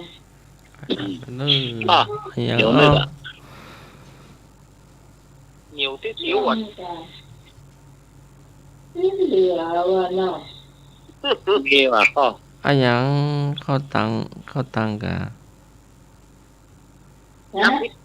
น้ำจิ้มมะม่วงอะน้ำพริกมะม่วง ที่ ก็นึกว่าจีโคจี ทำแอบมาเนาะ น้ำพริกมะปรางอ่ะ ก็น้ำลายผูน่ะ มีอยู่แต่ว่าเอาไว้นะ น้ำอ้อยตาเนาะอ้อยนะอ้อยจิ้มเนี่ยก็ อ้อย เหนียวนึกอะ เป็นน้ำอ้อยใส่เกลือมี30 โยกป้านโตที่อันเบาหวานก็คือหัวไฟกันเนาะ ก็มีเลย ก็แน่กัน อะหยังอ้อ อ่า หัวดำหางแดงนอนตาแกงร่องง่องงามีทางท้อง น้องว่าอะหยังฉันใด ดอกขวาว ถูกต้อง ดอกหวานทองกวาวอ่ะทองกวาวอ่ะ ดอกเก๋าอะ ดาวดอกทองกวาว ครับ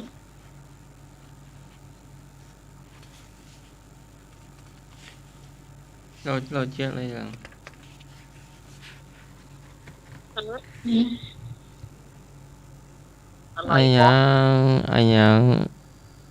เอิ้นเรียกตะโกนต่างแทนแม่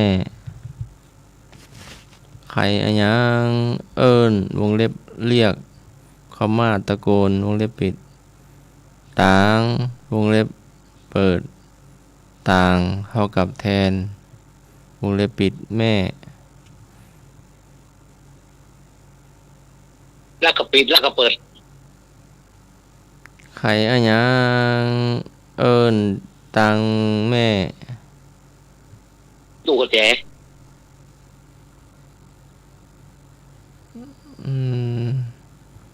มันจะไข่ขาวๆนะไข่น้อยเดียว ไข่ค้าง ครับผมไข่ค้าง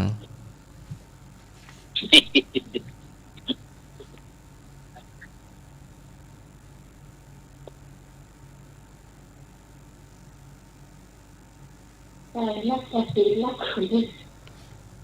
แอปน้อยๆใส่คำทองเหลืองคนตึงเมืองเคยเบิดบ่ได้ แอปน้อยๆใส่คำทองเหลืองคนตึงเมืองเคยวงเล็บเปิดวงเล็บปิดปอแพ้วงเล็บเปิดไม่ได้ ไข่เจ็ดไข่ไก่ปุ๊บเอา ไข่ อะไร ได้ นะ แล้ว อะไรนะ ไข่เป็ดไข่ไก่นะ ถูกต้องไข่ ปวดจะได้ยังต้องสู้ก่อน Ừ.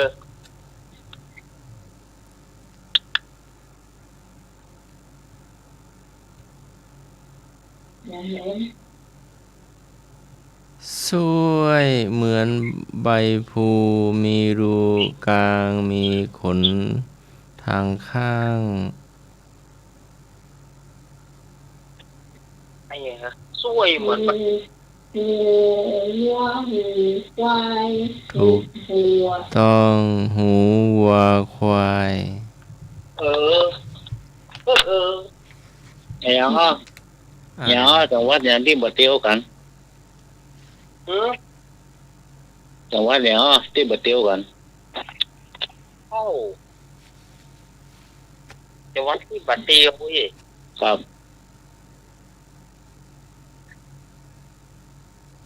จังหวัดอะไรยัง เดียวแล้วมันไม่มีอะไรไป บ่เตียวนะ จังหวัด ไม่ไปอ่ะ เชียงใหม่ ตัวอะไรไม่เดิน จังหวั เดิ ด นไม่เป็นจังหวัดอย่างเดินไม่จ้าง พะเยา ใจ เชียงราย ใจ เวียงแหง ใจ แม่วาง มาใจ จอมพอ ใจพวกอยู่ทางใจบ้านทางเหนือ ฮะ อยู่ทางพวกภาคกลางภาคใต้วะภาคกลางวะ มีตัวอย่างนำหน้าพ้องอ้าย จังหวัดอะไรอย่างที่บ่เตียวกันน่ะ สองพี่น้อง ใจ แต่ว่านครสวรรค์ ใจ ก็ ไม่เตียวตัวกัน เจ็ด ก็ไกลอ่ะอำนาจ ศรีสะเกษโสใจ ใจเล่าแล้วบอก กาญจนบุรี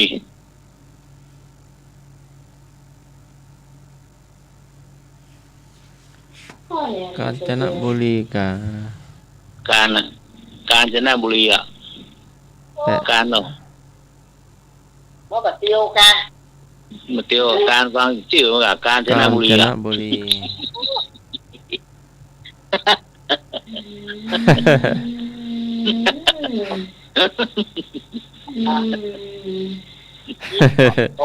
น้ำไม้จะหลับอ่ะ ไว้เรียนก็ต้อง การแค้วกอดแล้วนะ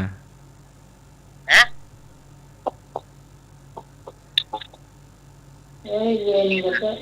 อ้ายยังตัวน้อยน้อยนุ่งผ้าต้อยผ้านุ่งผ้าโจงกระเบนพันวา โอ้ย อ้ายยังตัวน้อยน้อยนุ่งผ้าต้อยพันวา กุมารทอง นุ่งผ้า กุมาร ต้อย ทอง ฮะ กุมารทอง คำนี้แต่ว่ายังไม่เคยเจอ เอาโอ้ คือคำโบราณก็คำโบราณ ต้อยทำ คำ เนี เมืองโบ ย ราณ มันเป็นของจริงนะ ท่านสมัยก็ไม่เคยเจอ แต่อาจารย์เนรรักษ์น่าจะรู้อยู่ก็ ตัวน้อยๆนุ่งผ้าต้อยฟันแหวอีก ครับผม เป็นขนมอะไรนะครับ อะไรแหะ เน่าแล้วเนาะ ครับกุมารทองไม่ใช่เนาะ เพียนวงเล็บนอไอในเป็นจะไดอ่ะ ฮะ เพียนสระเอพอพึ่งสระอีไม่เอกยอยักษ์นอหนู เพียนอ๋อ วงเล็บ ปอน นอไอใน เพียนปอนไฟ ฮะ เพียนปอนไฟ อ๋อที่เหมือนมนที่มนนั่นอะไรเนาะ เออเปลี่ยนปอนไฟมันผ้าต้อยก็คือว่าเอาไฟนะเอาไฟมันจะเป็นเส้นน่ะ อ๋อ ทำไฟให้เป็นเส้นได้อ่ะปอนไฟพวกเขาก็เพียน เออ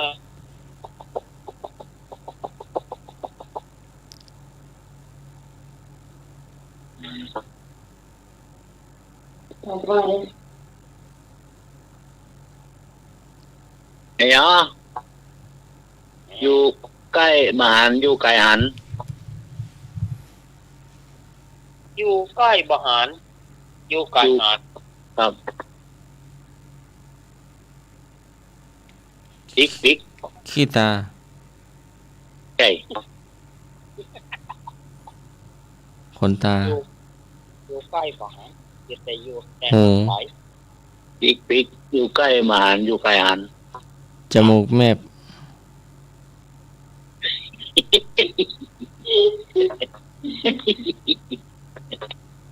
แต่ว่าก็อย่า จมูกแมบ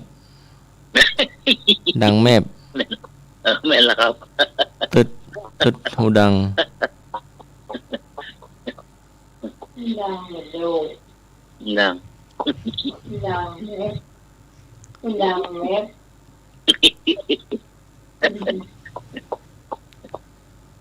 ตึดหูดัง วาสนา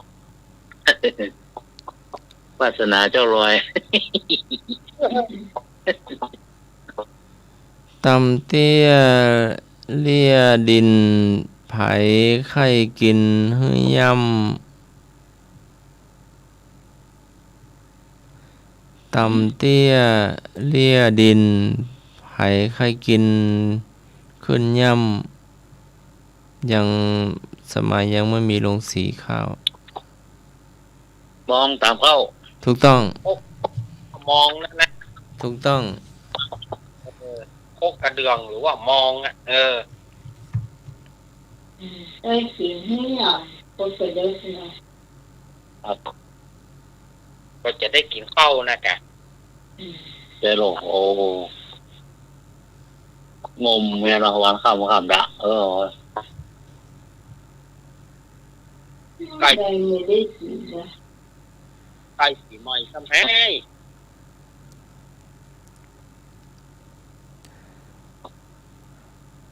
ช้างผู้แดงแทงตาฝั่งช้างผู้แดงช้างตัวผู้แทงตาฝั่ง ย่างผู้แดง ไปเยี่ยม ฮะ ไปเยี่ยมปลาไหล มัน เอียงปลาไหล มันแก้วมันแกววะ เดี๋ยว วงเล็บมันเทศวะ มันเทศ ต้มใส่เกลือกินแล้วมัน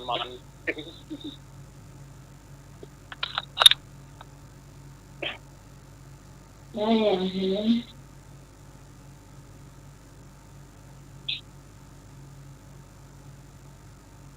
เมื่อยามหนุ่มใช้กินกับข้าวเมื่อยามแก่ยามเฒ่าใส่กล่อมหลับกล่อมนอน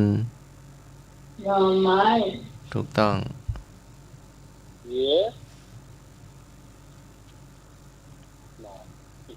น้ำข้าวเอาชักเป็นป้าย เอาแป้งอูก็ได้เอาสารเป็นอูนะเพราะว่ากล่อมรับกล่อมนอนน่ะเอาสารเป็นอูสารเปลย์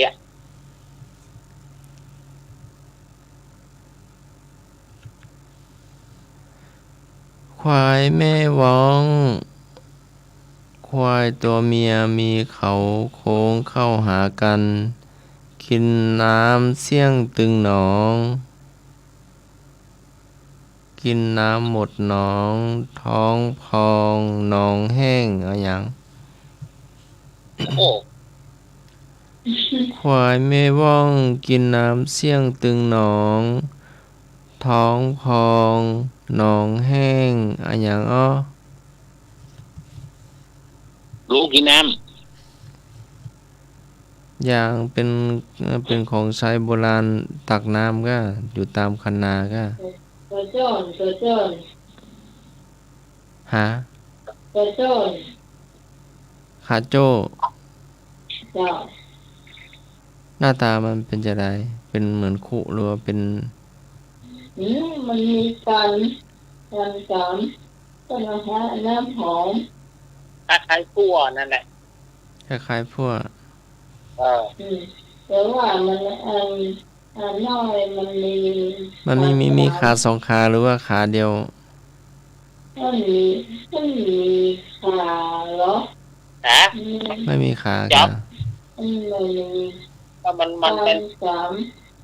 มันจะต้นทำให้มันเป็น โค้งอ่ะ อืม อืม เอาวิดน้ำเพิ่มพ่ม อืม โอ้ประเดี๋ยวนี้บ่มีแต่เนอะขะโจนขะจุ่นนี่นะ นี่นะครับ บ้านพี่สาวอยู่ โอ้ เอา อี บ้าน มก พี่สาวเนี่ยฮะน้ำเนี่ยป่ะ ขะโจขะจุ่นนี่หายบ่มีเหลือหรอ น้ำดอกเนี่ยป่ะไปใช้เท่าแดงได้เนาะในตอนจีนเนี่ยน้ำมันโวยมันแพง คนเอาวิดเอาแฮะน้ เวลาน้ำขึ้นเนี่ยน้ำใส่ดอกเนี่ย เพื่อหาโบกป่าเนาะก็เนาะ ำคนไม่ได้น้ำบกป่าเนาะ ครับ บ่มีบ่เดียวหาย ก็ให้หาโบกป่าคือพวกที่เปิดกันเนาะก็ต้องผมเดิมมีนะแง่ก็ต้องเอาละก็ต้องสนามบานปืนนะ เที่ยงคืนแล้ว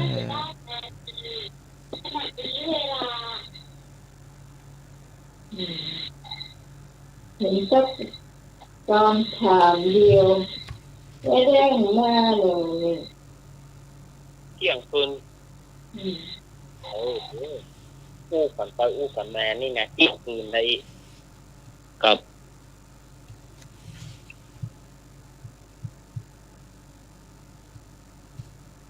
นั่นจะว่าทำต้องคำถามว่า สี่ด้านสี่มุม ตีนคุมรอบตัว ยกตีนข้ามหัว แล้วตัวสบาย อืม ทุกนู้น เจ้า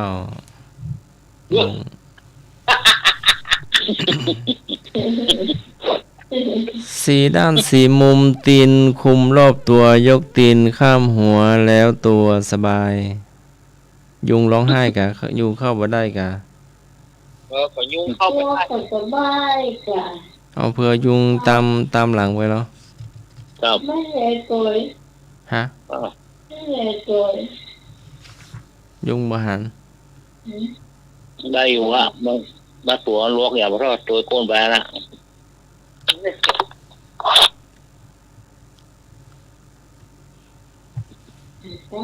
ต่อไปช่วงเราเจีย ไม่ได้ เราเชี่ยวก็เตี้ยคืนนะ เลยโอ้ ครับ เหล่าที่ให้อย่างนั้นหลัก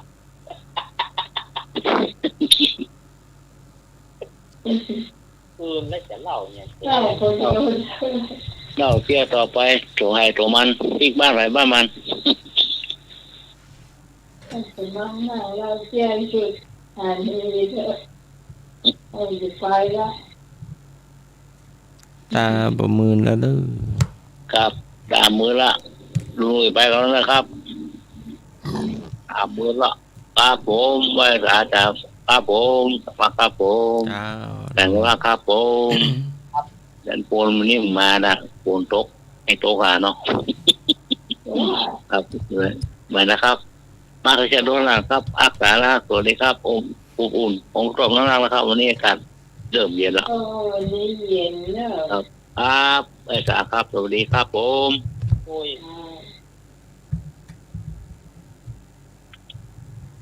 เป็นผู้ฟังที่ยังมาลาบลาเจ้าชายที่จะมาลาบลาของแต่เจอในเจ้าแต่คิดว่าน่าจะลาฝ่าจังว่าอากาศเย็นในเจ้าอากาศเย็นขนาดเลยลมจะเข้าหน้าต่างก็เหลือก็เดียวจะต้องไปปิดมันเรียนไปปิดเรื่องการประจำ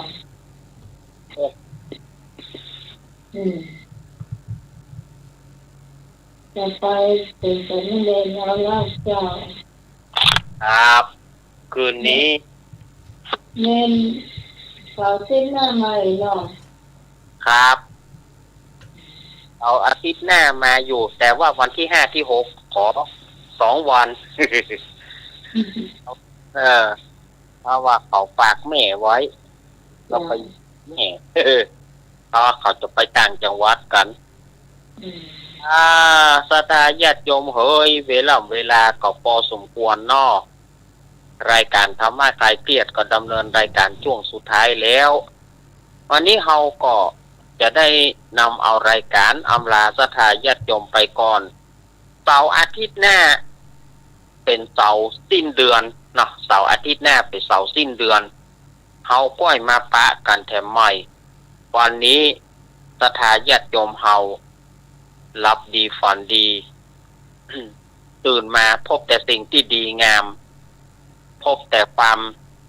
สุขความเจริญมีอายุมั่นยืนยาวไม่เจ็บไม่ไอไม่ไข้ไม่หนาวมีแต่ความสุขความเจริญเหมือนกันเงินไหลกองไหลมาเนอะขอขอบคุณท่านอาจารย์ท่านพระครูสมูวิศวัตวรกิจโจขอขอบคุณท่านอาจารย์สมัครยานสิโลครับผม แล้วก็ขอบคุณพี่พิสมัยที่เอื้อเฟื้อเวลาที่ถวายเวลาให้มาร่วมรายการก็ขอขอบคุณสถาญาติโยมที่ท่านได้ฟังรายการนี้ได้ดีเสมอมาขอท่านอยู่ดีมีสุขเหมือนกันทุกผู้ทุกคนนั้นจงจักมีจัตตารโอธรรมวัฏันติอายุวโนสุขังพลังขอเจริญพรแต่ก็เป็นการสมัยเก่านะหิสาธุโกโทความโกรธไม่ดีเลยขอกราบนมัสการและขอเจริญพรสัญญาคืนนี้ขอบคุณเป็นด้วยความที่เสียงที่สายที่ไม่เคยเป็นจะรายการและขอให้ฟังเป็นงานนั้นมาใช้เพื่อในงานเป็นมาถึงเดือนนี้ไม่เจ้าทั้งนี้ก็จะรักษาสุขภาพร่างกายของคุณทุกทางในเจ้าโรคภัยไข้เจ็บเป็นนักในเจ้าจะไปไหนจะต้องมีนักในบางมีอะไรจะต้องให้ดีในเจ้าสำหรับคำนี้ไม่หมายจำให้คุณลาลาคุณผู้ฟังไปก่อนอาจารย์มาพูดกันเข้าฟ้ากันในวันเสาร์ที่หน้าตั้งแต่3 ทุ่มถึงเที่ยงคืนเจ้าสำหรับวันนี้ขอบคุณอาจารย์พระครูสมุวิศวะวิริโกผู้อำนวยการสถานีเพื่อครอบคลุมเสียง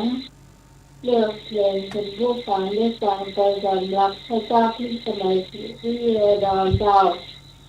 จากบ้านดันตาตะบนหมู่แก้มพรหมเรินจากวัดเชียงใหม่ลาคุณผู้ฟังไปเพียงเท่านี้นะเจ้าขอบคุณและสวัสดีเจ้า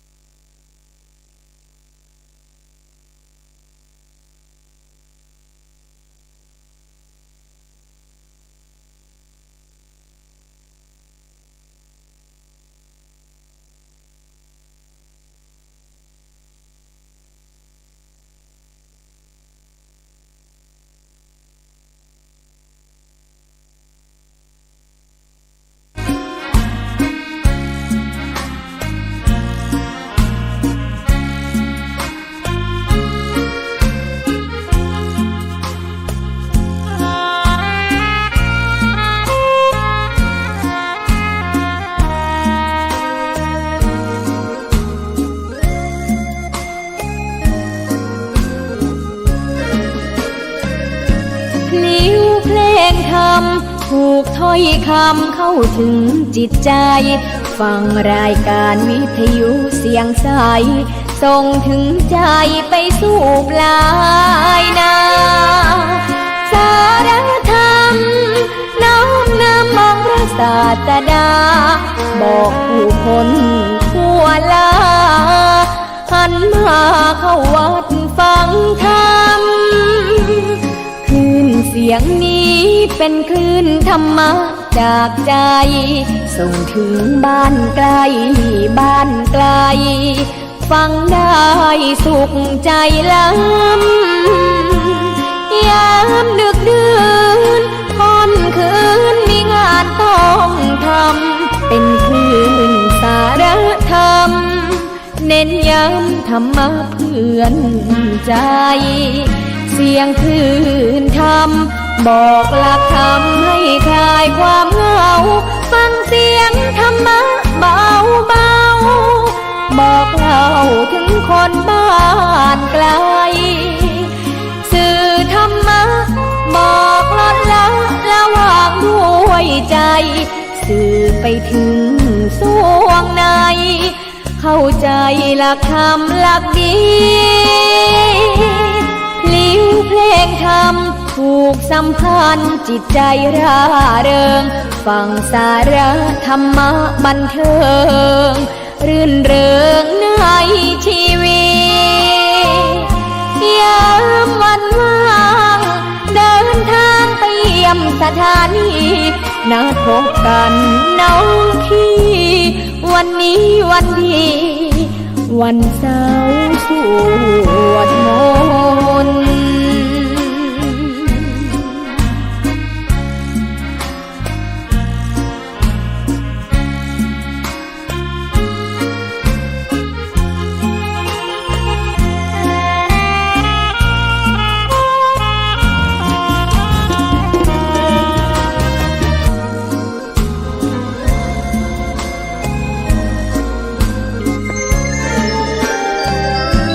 ยังคลื่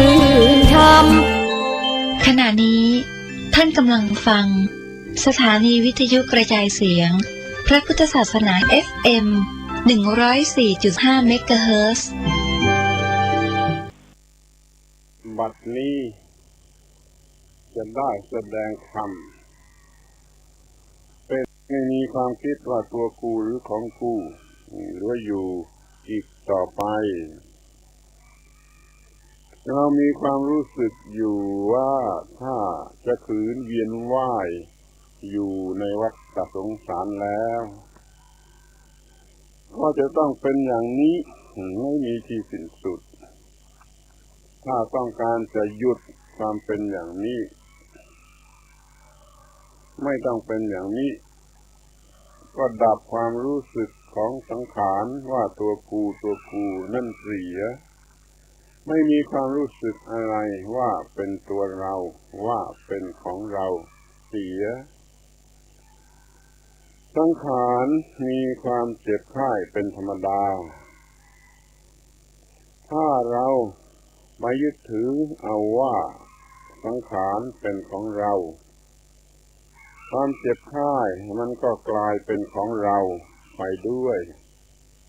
เราก็รู้สึกเป็นทุกข์รู้สึกเสียใจรู้สึกน้อยใจถ้ามาตั้งใจกันเสียใหม่ให้เด็ดขาดลงไปด้วยสติปัญญาหรือด้วยกำลังจิตอันเข้มแข็งว่าเรื่องของสังขารก็เป็นเรื่องของสังขารไปเถิดเรื่องของสังขารก็